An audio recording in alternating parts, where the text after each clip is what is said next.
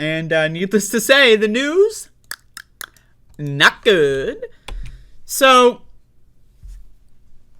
I don't live in New York City, which is a good thing, depending on how you look at it. Well, no, it's just a good thing in general. If you live in New York City, I feel sorry for you.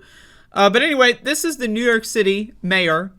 He did like this speech, and it's really bad. New York mayor says NYPD and first responders can involuntarily commit those in mental health crises.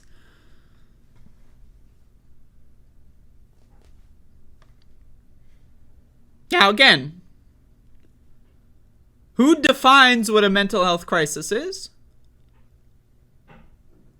And also, people that are experiencing a mental health crisis are going to be less likely to call for help. Now again, if someone's experiencing a mental health crisis, the last thing you want to do is call the cops. So honestly, I'm not going to lie. This might be a net positive if it gets less people calling the cops. But that remains to be seen. But again, who dictates whether or not someone's in a mental health crisis?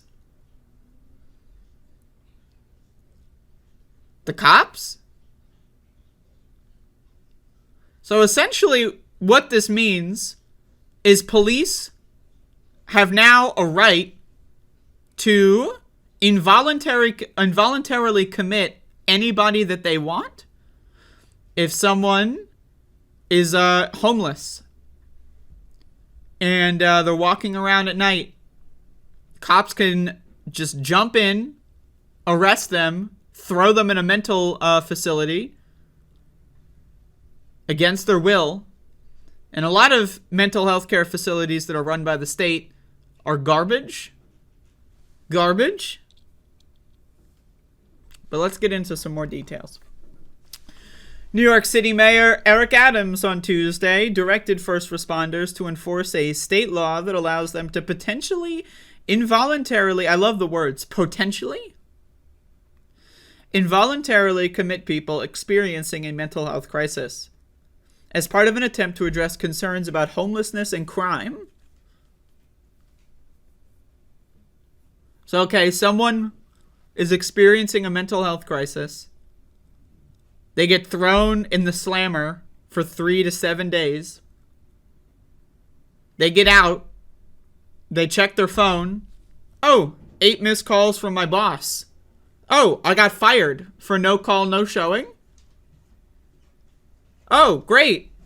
Oh, and now rent's due. And I'm not getting paid.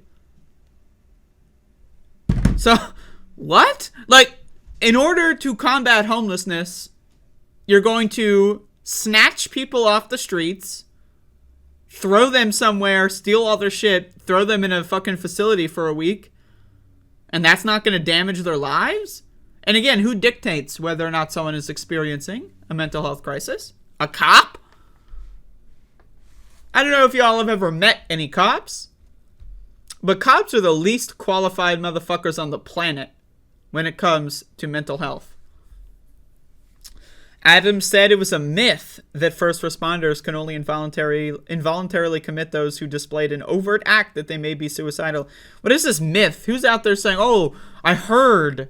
Like, where's a myth? What? Who is propagating this myth? What?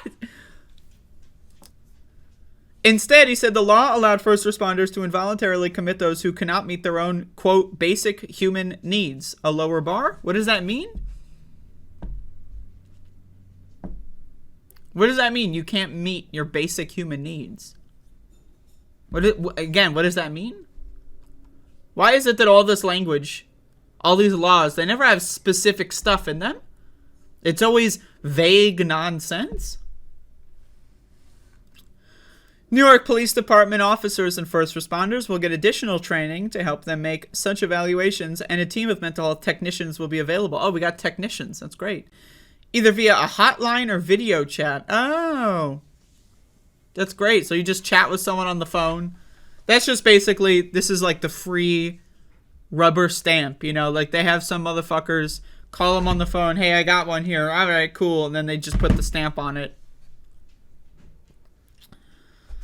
Adams said first responders weren't consistently enforcing the law because they were unsure of its scope, reserving it only for cases that appeared the most serious. You know, again, these people are crazy. Mixed response from the city advocates. The directive led to a mixed response from officials. Now, mixed response is, again, putting it nicely. Quote, this is a long-standing and very complex issue, NYPD Commissioner Keechant Sewell said in a statement, and we will continue to work closely. I don't give a shit.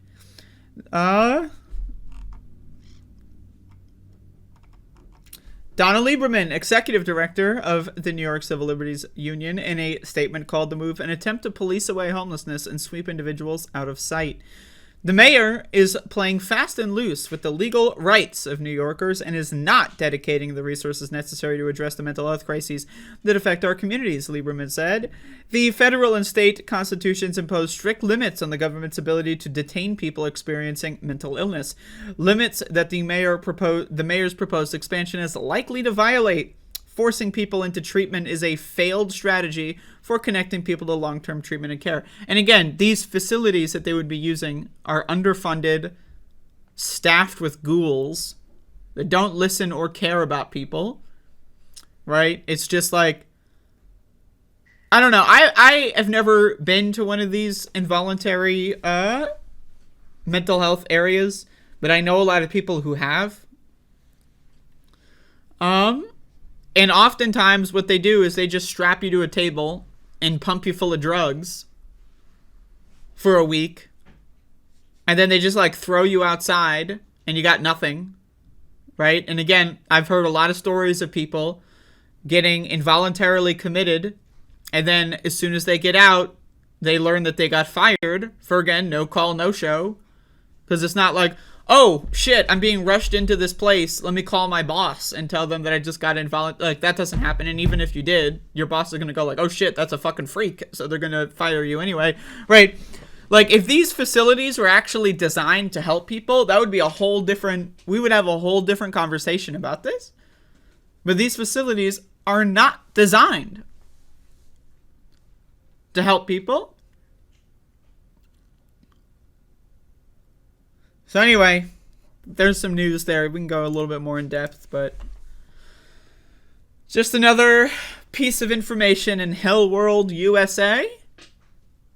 But hey, it might be a net positive because more people learn about this. They might be less likely to call the cops in the first place. Which, hey, let's silver lining, right? Silver lining, right? Let's hope for the best.